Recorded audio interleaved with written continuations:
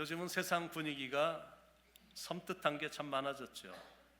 신문이나 뉴스나 미디어나 이런 걸 보더라도 이 무슨 이유인지 이 훈훈하고 따뜻한 소식은 거의 안 전해주는 이런 그 문화가 이렇게 만들어진 것 같아요. 노다지 죽고 죽이고 사람들의 마음만 분열시키는 내용들, 잔인한 일들, 산불, 자연재해, 이런 소식들, 난민들, 그리고 막 불법 이민자 추방시키고 정치적인 분열과 갈등의 상황만 자꾸 보여주니까 그런 것만 앉아서 보고 있으면 기분이 참 안 좋고 마음은 이제 계속 울적해지거든요. 실은 아직도 좋은 게 참 많은 세상일 텐데 분명히 훈훈하고 따뜻한 이야기가 많은 그런 일들이 이 세상엔 참 많을 텐데 진정한 사랑을 나누고 있는 것을 나누는 이런 일들이 참 많을 텐데 웬일인지 그런 건 안 보여주고 우리가 사는 이 세상은 정말 안 좋은 곳 이런 것으로만 묘사하는 느낌이 있습니다. 우리가 사는 세상은 실제로는 아직도 좋은 사람들이 더 많을 거고 훈훈할 거고 사랑이 많은 사람들이 좋은 일들을 하는 일들이 좀 허다할 겁니다. 그러니까 이렇게 사랑하며 산다는 게 이게 정말 중요한 거거든요. 사랑이란 한국말로 사랑이란 그 두 글자, 영어로 사랑은 네 letter, four letter가 합해진 LOVE, 사랑, love. 사랑이란 어느 나라 말이든 뭔가 흐뭇하고 사랑 그러면 좀 마음도 찡하고 그렇습니다. 이제 그게 사랑의 파워인데 남편이 아내를 진실로 사랑하니까 아내의 눈에서 감동의 눈물도 나오는 거고 남편을 진실하게 사랑하는 아내니까 남편의 눈에서 아내를 생각하면 눈물이 찡하고 나오는 거거든요. 그 크신 하나님의 사랑 말로 다 형용 못하네. 이거를 작사하신 분이 이제 목사님이신데 프레드릭 리만이라는 목사님인데 그 옛날이니까 목회가 굉장히 어려웠던 거예요. 경제적으로도 힘들고 목회 자체가 힘들고 이랬을 때 그런데 아내가 도시락에 넣어준 글을 보고 감동을 받아서 그 자리에서 이 찬송시를 썼다고 그러죠. 하늘을 두루마리 삼고 바다를 먹물 삼아도 한없는 하나님의 사랑 다 기록할 수 없겠네. 하나님의 크신 사랑 그 어디다 쓸까? 저 하늘 높이 쌓아도 채우지 못하리.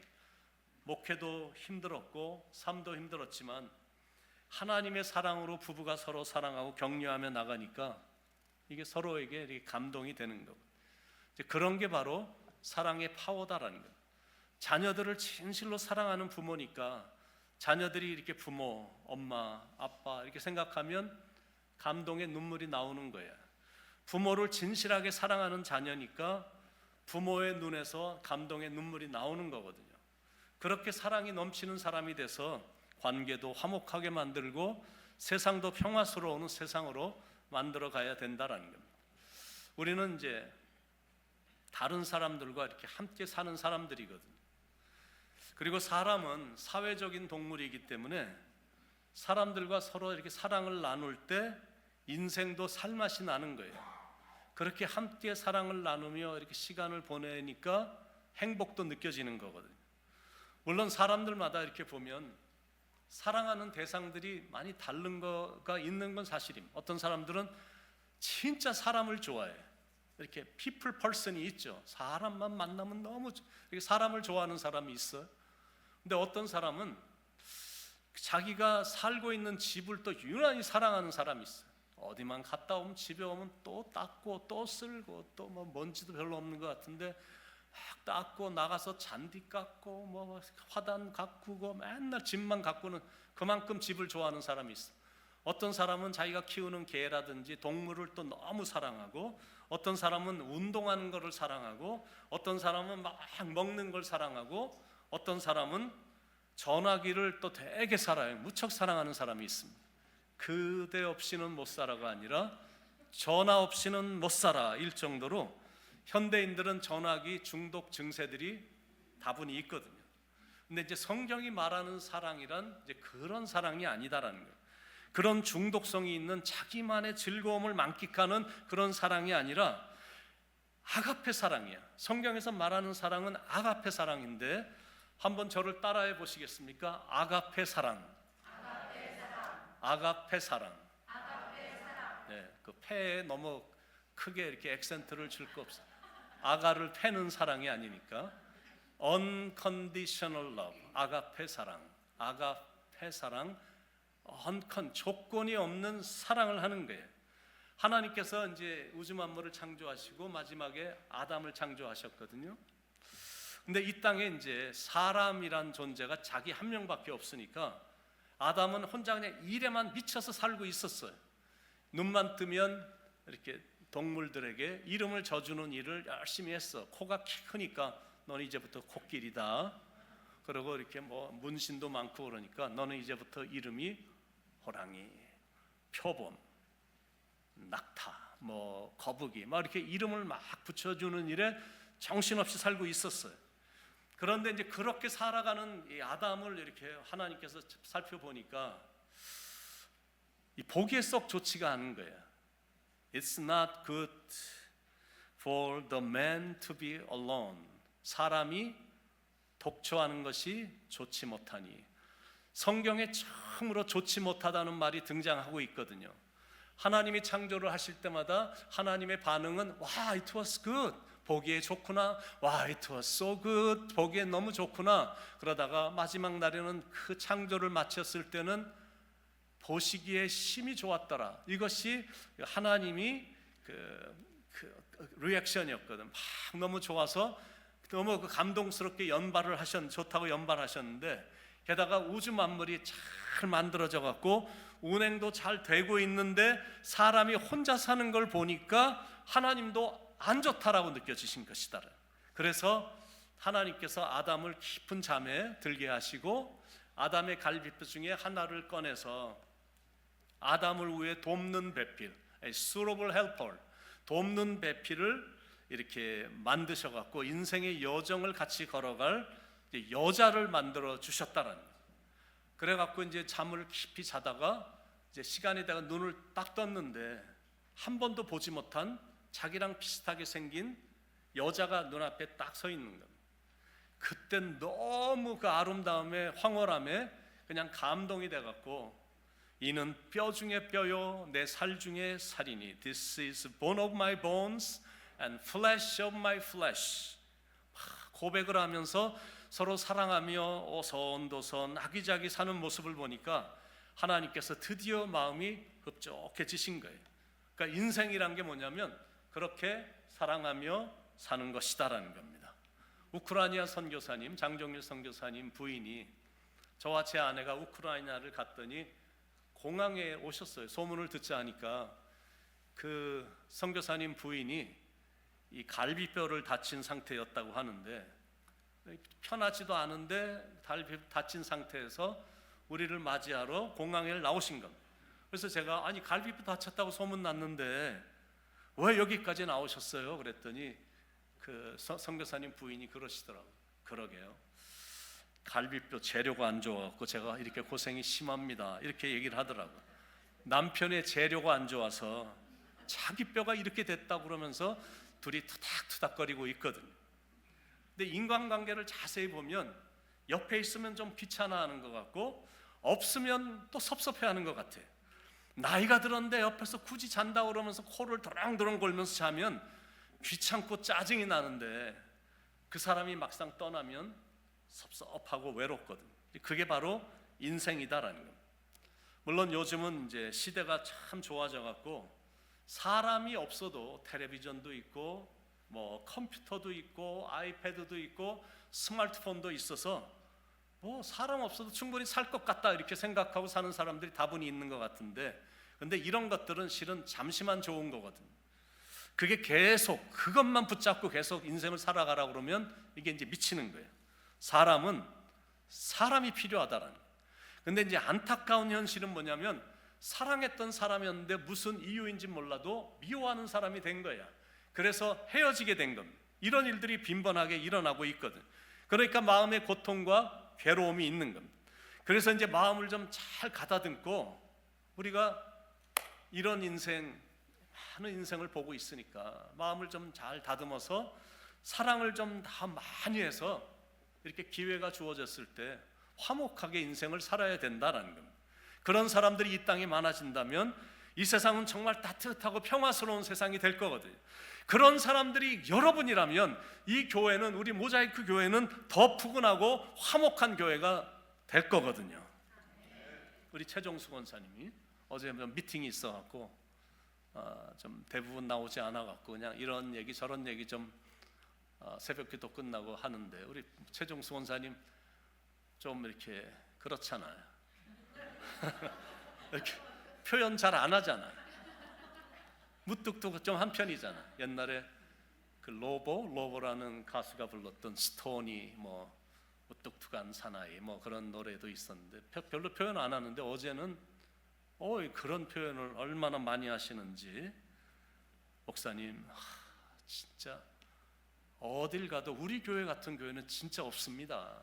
이렇게 사랑이 많고 이렇게 이해심이 많고 얼마나 많은 분들이 헌신하고 이런 교회 절대 없어요. 막 이렇게 말씀하시는데 정말 그렇거든.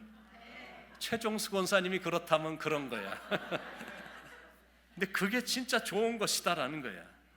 그렇게 변함없이 사랑하는 사람이라면 가정도 정말 스윗홈이 되는 거거든요. 정말 좋은 가정이 되는 거야. 그러니까 그렇게 사랑을 주고 사랑을 받으며 인생이란 오손도손 사는 거예요. 그런 면에서 한 사람이란 존재가 얼마나 중요한지 몰라요. 다윗과 같이 순수하게 사랑하는 한 사람으로 인해 세상이 정말 많이 좋아졌고 사람들이 살맛이 느껴졌고 백성들은 태평세월을 누렸거든요. 그런데 똑같은 시대의 사람, 반대로 사울왕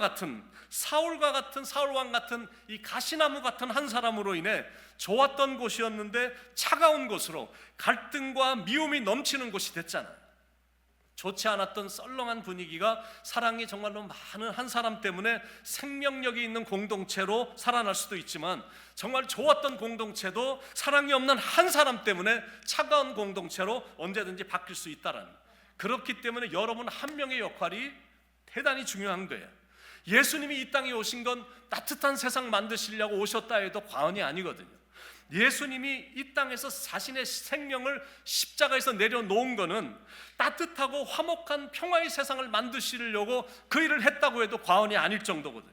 그러니까 그 십자가의 사랑만 우리 마음속에 분명히 들어오면 오늘 우리가 함께 읽은 본문에 나오는 아브라함처럼 따뜻한 성격의 너그러운 사람이 될 수 있거든요.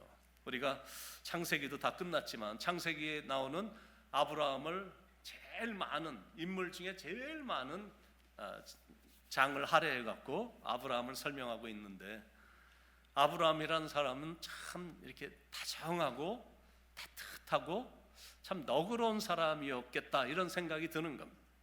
갑자기 이제 아브라함이 부자가 됐어요. 그러니까 부자가 되고 나니까 이렇게 문제가 자꾸 생기는 겁니다.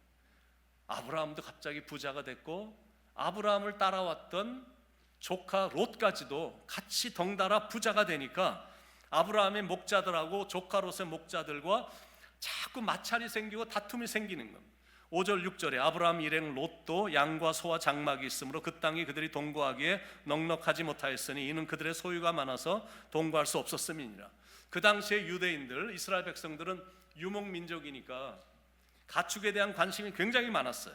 근데 갑자기 소, 양, 염소, 이런 그 가축들이 하도 낙타 이런 것들이 많아지다 보니까 그들을 먹이기 위해서는 풀이 있어야 되고 물이 있어야 되는데 그게 절대 필요하니까 좋은 목축지가 나오면 서로 자기들이 먹겠다고 막 싸우고 막 난리를 치는 겁니다. 그런데 그때 보여준 아브라함의 모습이 참 훌륭한 거예요. 자기 가축들을 잘 먹이는 것에 관심을 갖는 것보다 화목한 인간관계를 맺는 걸 더 중요시 여겼다라는 거예요. 요즘 기독교가 세상 사람들에게 자꾸 지탄을 받고 있거든요. 그 이유가 뭐냐면 다른 거 없습니다. 믿음이 약하기 때문도 아니에요. 이런 이유 때문에 문제가 딱 발생하면 믿는 사람이면서도 한 발자국도 양보를 안 하려고 하는 거예요. 자기는 손해를 안 보려고 하니까, 그래서 세상 사람들이 볼 때는 참 필요도 없는 단체가 탄생이 돼갖고 저렇게 셀피시하고 자기밖에 이런 것들 때문에 지탄을 받는 거거든요. 근데 이제 아브라함은 달랐던 거예요. 자신의 유익보다 다른 사람의 유익을 먼저 중요하게 생각했다라는 거예요. 9절에 내 앞에 온 땅이 있지 아니하냐 나를 떠나가라. 네가 좌하면 나는 우하고 내가 우하면 나는 좌하리라. If you go to the left, I'll go to the right. If you go to the right, I'll go to the left. 이렇게 자기가 손해 보겠다는 거예요. 네가 좋은 걸 먼저 택하라라는 겁니다. 그러니까 아브라함의 최우선의 관심사가 뭐냐면 어떤 경우에도 하나님의 이름이 사람들 앞에서 이 땅에 떨어지는 일은 결단코 없어야 된다라는 게 인생을 살면서 그게 최우선 순위였던 겁니다. 특히 문제가 딱 터졌을 때 믿는 사람들은 상대방의 유익을 먼저 구하고 화목을 구하면서 불신자들 앞에서 최선을 다해 하나님을 섬기는 모습을 보여줘야 된다라는 것. 그게 오늘 말씀의 포인트인 겁니다. 아브라함은 자신의 유익보다 하나됨을 더 중요하게 여겼다라는 것. 8절에 아브라함이 롯에게 이르되 우리는 한 친족이라 나나 너나 내 목자나 내 목자나 서로 다투게 하지 말자. 롯아, 우리 이런 일로 서로 다투지 말자. 우리 이럴 때일수록 우리 더욱더 하나가 되자. 우리는 한 친족이잖아. 우리 한 가족이잖아. 하나가 되는 것이 더 중요하잖아. 지금 이렇게 얘기해 주는 거예요. 여러분, 사람들을 보면 이렇게 성격들이 다 달라. 참 신기하죠. 각각 다 나름대로 개성이 있고요. 자란 환경도 다 다르고 진짜 다른 게 굉장히 많아. 그런데 우리는 같이 교회 안에 뭉친 우리는 그리스도의 피로 인해서 한 피바다 한 몸 이룬 형제고 자매거든요. 우리가 구원받아 하나가 된 거야. 한 피바다 한 몸 이룬 형제여 친구들이여. 그래서 우리가 최우선적으로 관심을 갖고 이렇게 행해야 될 게 뭐냐면 서로 사랑하면서 성령이 하나 되게 하신 것을 힘써 지키는 겁니다. 여러분, 교회가 아름다운 게 뭡니까? 교회가 아름답다. 어떤 게 아름답다는 걸까?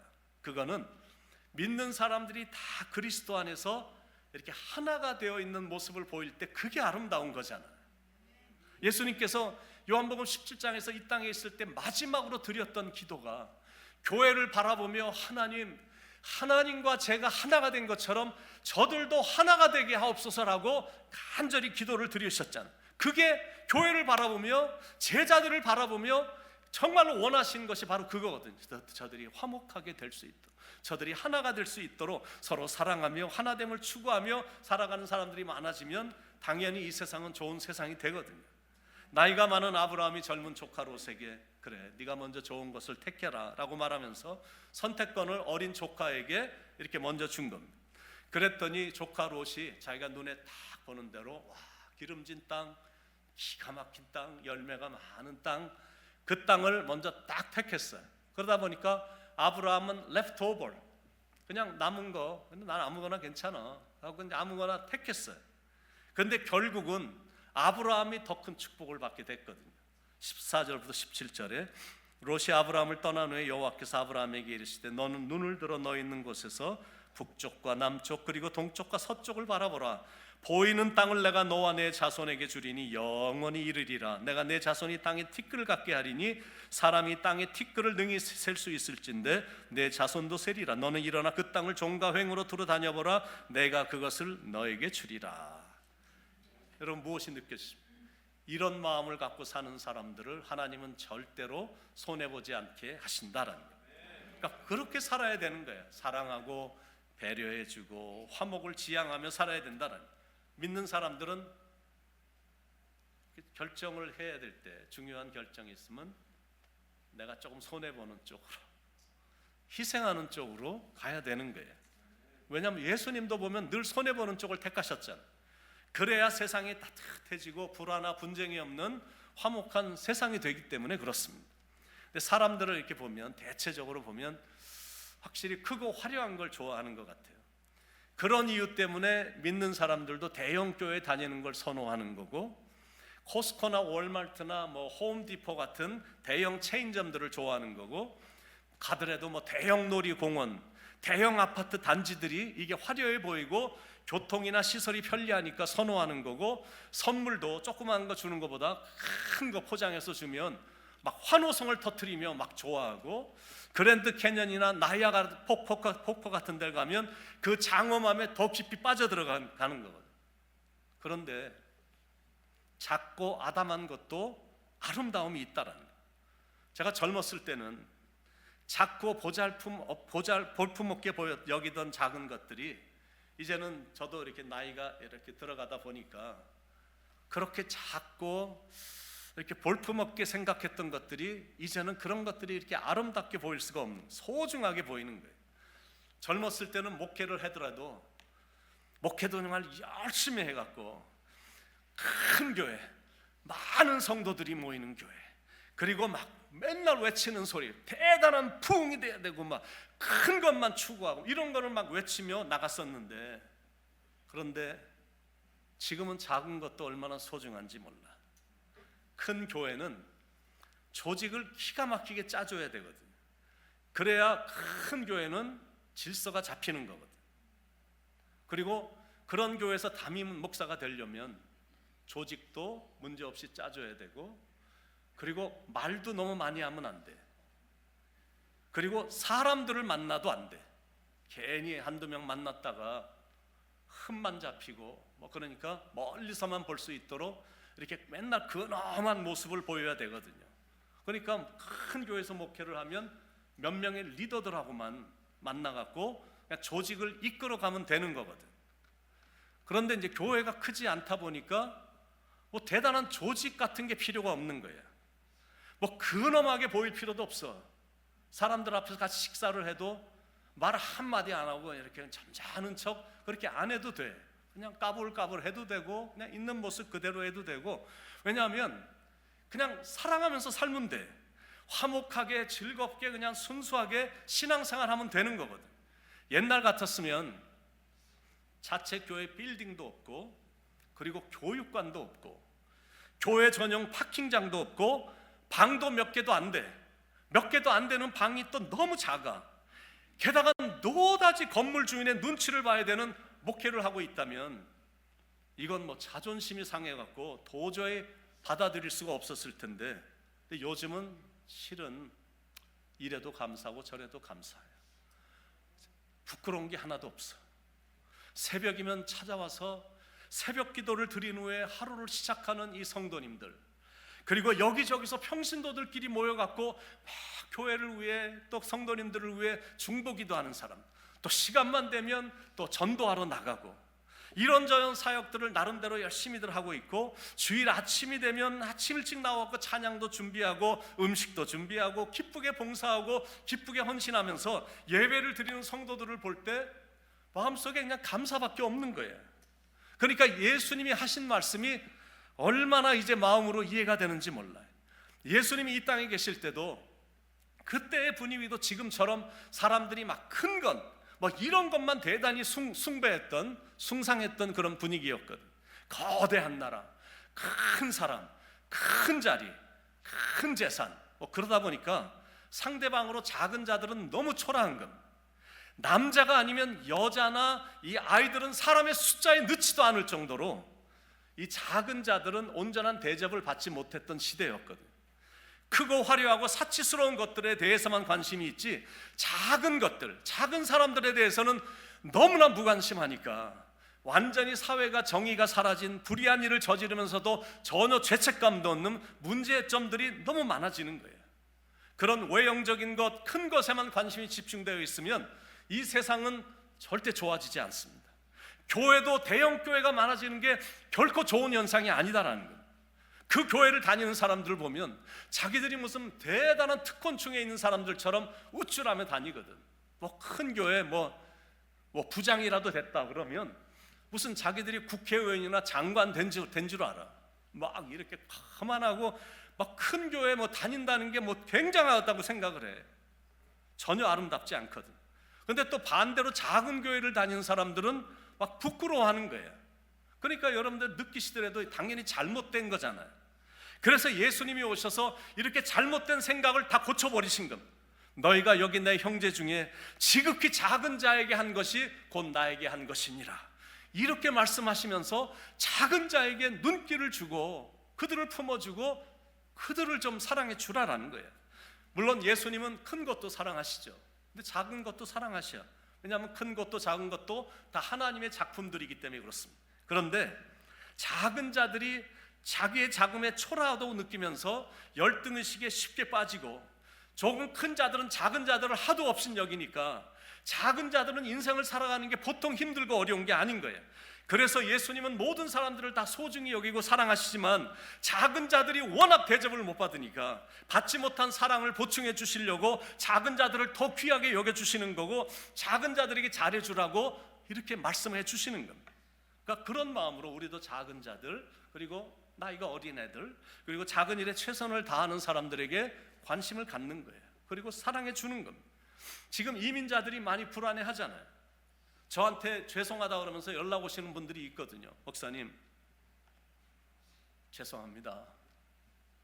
제가 당분간은 좀 불안해서 교회를 못 나갈 것 같아요. 뭐 이렇게 연락 오시는 분들이 있어요. 그러면 마음이 너무 아픈 거예요.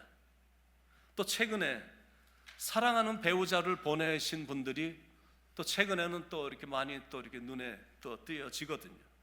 게다가 사업이 제대로 안 돼서 안 되는 사업체를 붙잡고 허덕이는 사람들도 있고, 쌓여가는 막 빚으로 인해서 어찌할 바 몰라 고민하는 사람들도 있고, 이런저런 이유로 슬퍼하는 사람들이 우리 주위에 너무 많거든요.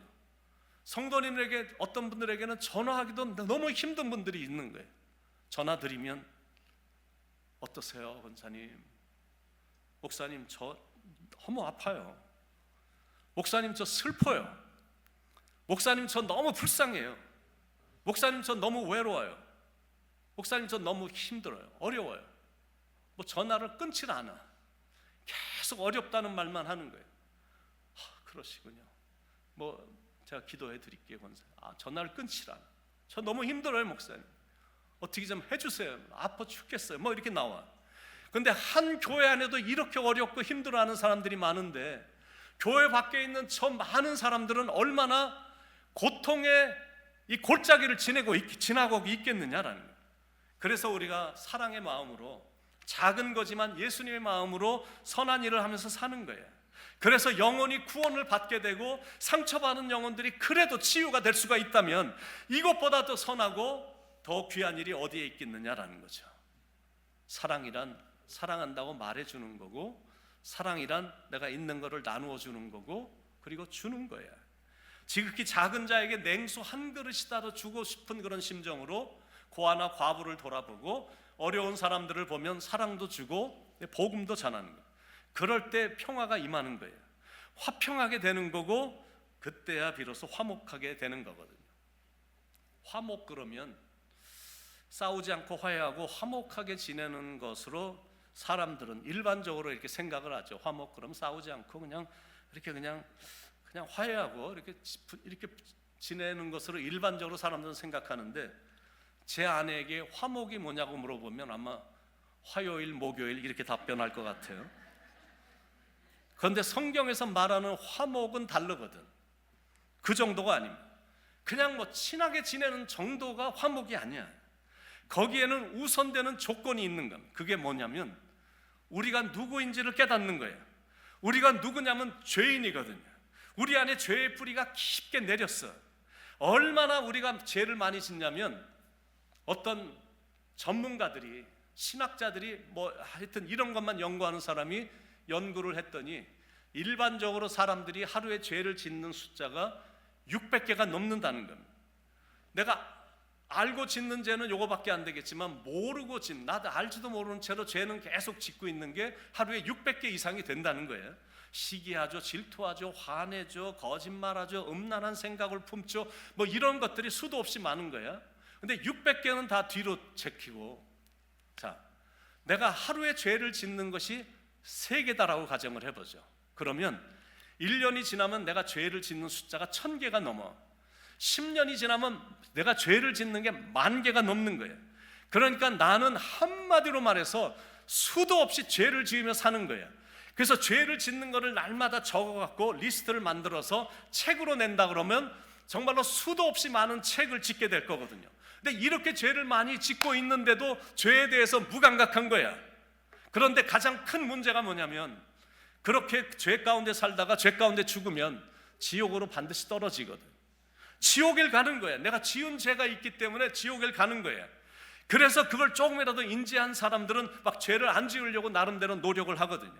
그런데 이게 노력이나 의지로 되는 게 아니다라는 거예요. 이거는 영적인 부분이기 때문에 자기 안에 싸움이 대단해. 해결할 수 없는 이 죄 때문에 마음이 전혀 자유하지가 못한 거예요. 그렇기 때문에 예수님이 이 땅에 내려오신 겁니다. 오셔서 십자가에서 당신이 화목제물이 되셨어. Atoning Sacrifice가 된 겁니다. 그래서 죄인인 우리가 하나님하고 화목하게 된 거예요. 십자가에서 예수님의 그 숨이 딱 끊어질 때 지성소의 그 두꺼운 휘장이 위에서부터 아래로 찢어지면서 예수님이 바로 그 순간 화목 제물이 되셨기 때문에 죄인인 우리가 은혜의 보좌 앞에 담대히 나올 수 있게 된 것이다라는, 그래서 우리가 그리스도 안에서 새로운 피조물이 된 것이다라는, The old has gone, 이전 것은 지나갔으니 이제는 다시는 돌아갈 수 없게 됐다라는 거예요. Because the new has come. 왜냐하면 우리는 새로운 사람으로 다시 살아났기 때문이다라는, 우리가 그런 존재예요. 이전 것은 지나갔으니 보라 새 것이 되었도다, 이런 존재인데 자꾸 다시 옛날로 돌아가려고 하는 거야. 아니, 어떤 사람은 이미 돌아갔어. 그때로 돌아가서 막 또 죄악 가운데 있는 거야. 이건 대체 왜 그럴까? 그거는 하나님하고 내가 지금 화목이 안 됐기 때문에 또 죄를 져. 죄를 지면서도 아무렇지도 않아. 무감각한 거예요. 여러분, 이런 식입니다. 탕자가 아버지에게 가서 나중에 자기에게 돌아올 분깃을 아버지 좀 먼저 주세요. 좀 쓸 일이 있으니까. 그래서 아버지가 착한 아버지, 좋은 아버지시니까 줬어. 그랬더니 그 많은 돈을 들고 먼 나라로 가서 허랑방탕한 겁니다. 돈을 많이 가지고 갔지만 매일같이 돈을 많이 쓰다 보니까 어느 순간이 되니까 돈이 다 떨어졌어. 아무 데서 짭도 안 주고 먹을 게 없으니까 돼지가 먹는 쥐염 열매로 간신히 배의 허기를 채우고 있었던 거예요. 그러다가 가만히 있다 보니까 과거가 생각이 나는 거예요. 야, 내 처지가 아버지 집에 있는 품꾼보다도 너무나 열등하구나, 너무나 열악하구나. 이제는 내가 아버지에게 돌아가야 되겠다. 돌아가서 나는 이제 더 이상 아들이 아니라 품꾼의 하나로 써달라고 그래야지. 그러고는 이제 아버지 집으로 발걸음을 향하고 있었어요.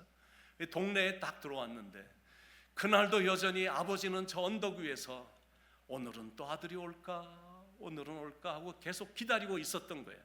그런데 언덕 위에서 보니까 저기서 아들이 걸어오는 모습이 보이는 거예요. 아들이 한 걸음 발걸음을 옮길 때 아버지는 10걸음으로 달려가는 거예요. 달려가서는 아들을 보자마자 안고 껴안아주고 키스를 하고 새 옷을 입히고 가락지를 끼워주고 막 살찐 송아지를 잡아서 막 잔치를 벌여주는 겁니다. 그러니까 아들이 이제 막 입을 열어갖고 너무나 이게 너무 죄책감이 있어갖고 아버지 저를 그냥 품꾼의 하나로 써주세요 이렇게 말을 하려고 그러는데 말도 못하게 하는 거야. 너는 내 아들이야. 내가 얼마나 내가 너를 기다렸다고, 내가 너를 얼마나 사랑하는데 아들이 돌아왔으니 이제 모든 마을 사람들 다 불러서 잔치를 벌여야지 막 이렇게 하는 거예요. 그러니까 아들로 회복시켜 준 것, 이게 지금 바로 화목이라는 거거든. 그런데 또 갑자기 집을 나간다. 안 되잖아. 내가 그 아버지의 사랑을 깨달았는데 또 집을 나가면 안 되는 거잖아. 하나님 아버지가 화목하게 됐는데 하나님을 버리고 세상으로 다시 나가 죄지며 산다는 것처럼 이렇게 어리석은 것이 어딨냐라는 거야. 근데 우리도 그 사랑을 받았다라는 거야. 십자가의 그 사랑, 나를 위한 그 사랑, 나를 위해 보여주신 그 십자가의 그 사랑, 돌아온 아들을 안아준 아버지처럼 죄인인 우리를 안아주시며 회복시켜주시는 아버지의 그 사랑, 그 사랑만 알면 하나님과 화목이 되는 거거든. 그러면 인생이 바뀌어. 어떻게 인생이 바뀌냐면 우리도 화목해 하는 사람으로 바뀐다라는 거예요. 고린도후서 5장 17절에서 18절에 보면 그런즉 그리스도 안에 있으면 새로운 피조물이라 이전 것은 지나갔으니 보라 새 것이 되었도다. 모든 것이 하나님께로서 났으며 그가 그리스도로 말미암아 우리를 자기와 화목하게 하시고 또 우리에게 화목하게 하는 직분을 주셨으니, 화목하게 하는 직분을 우리에게 주셨다는 거예요. 다른 말로 말하면 뭐냐면 하나님의 대사, 그리스도의 대사로 우리를 불러주셨다는 거예요. 화목해 하라신 구주의 말씀을 온 세상 널리 전하세. 영생의 복락과 천국의 갈 길을 만 백성 알도록 나가서 전하세. 주 예수 말씀이 이 복음 전하라 우리에게 부탁하셨네. 주에게 부탁하신 일 천사도 흠모하겠네. 화목해 하라신 구주의 말씀을 온 세상 널리 전하세. 그러니까 하나님 나라의 대신이란 게 누구냐면 하나님 나라에 대해서 전해주는 사람이야. 그러니까 가정에 가면 하나님 나라에 대해서, 일터에 가면 하나님 나라에 대해서, 사람들과의 만남에서 이걸 전하며 그 은혜의 메시지를 전하며 사는 거예요. 여기 계신 분 중에도 누가 이렇게 클라이언트들이 오면 자기가 갖고 있는 프로덕트 이걸 팔아야 되는데 보통 사람은 막 그렇게 해갖고 그 사람의 마음을 잡으려고 하는데, 그런데 그렇게 안 한다는 거예요. 하나님 나라의 얘기를 먼저 하고 교회 다니세요. 제가 다녀요. 간증 같은 걸 하고 그러면 오히려 이렇게 하나님 나라를 얘기하고 그리스도의 대사로 이렇게 얘기를 했더니 오히려 그 사람 마음이 더 열리고 프로덕트 얘기를 할 것도 없이 그 사람이 신뢰가 되니까 막 된다라는 거예요. 그러니까 하나님의 대사가 되면 이렇게 화목이 이루어지는 거. 근데 이게 안 되면 상대방이 믿어지지가 않아. 상대방이 신뢰가 안 되니까 화목이 안 되는 거거든. 근데 그게 되면 만날 때마다 감사가 나오는 거야. 가정에 돌아가서도 참 고맙다. 여보 정말 감사해. 감사가 돼. 일터에 가면 감사가 저절로 나와. 교회 와도 그렇고 만나는 사람들에게도 감사하고 다 감사가 되는 거거든. 여러분, 우리는 십자가의 사랑을 통해 이제 하나님과 화목하게 됐어요. 그래서 예수님과의 관계가 너무 좋아진 거예요. 그러니까 그리스도 안에 있는 이 사랑은 이 세상의 그 어떤 것으로도 절대 끊을 수가 없는 거예요. 날 대속하신 그 사랑. 대속이란 게 무슨 말이냐면 남의 죄나 고통을 대신해서 자기가 당하는 게 대속이거든. 죄로 인해 멀어졌던 하나님과 인간의 관계를 예수님이 오셔서 정말로 깨끗하신 의로우신 하나님의 손을 붙잡고 죄가 많은 이 죄인을 붙잡고 왼손으로는 붙잡고 당신이 변호사가 되고 중재자가 돼서 하나님 다시 한번 기회를 주십시오. 이들이 돌아왔나이다. 받아주십시오. 그래갖고 하나님과 죄인인 우리를 이렇게 결합시켜 주셨어. 당신이 화목제물이 되시고 죄인인 인간과 의로우신 하나님이 다시 손을 잡는 바로 그 순간 예수님은 화목제물이 되시면서 심장이 터져서 돌아가신 거거든. 날 대속하신 그 사랑, 화목제물이 되신 그 사랑, 그분이 이제는 우리에게 거룩한 직분을 주셨다라는 것. 화목하게 하는 직분, 하나님의 대사. 그래서 바라기는 여러분 모두가 그 사명을 인지하며 그 사명을 마음에 새겨서 화목해 하라신 구주의 명령을 잘 지켜서 여러분 때문에 모든 사람들이 다 화목하고 여러분 한 명 때문에 어딜 가든지 화목한 그런 축복을 만들어 가시길 간절히 축원드립니다.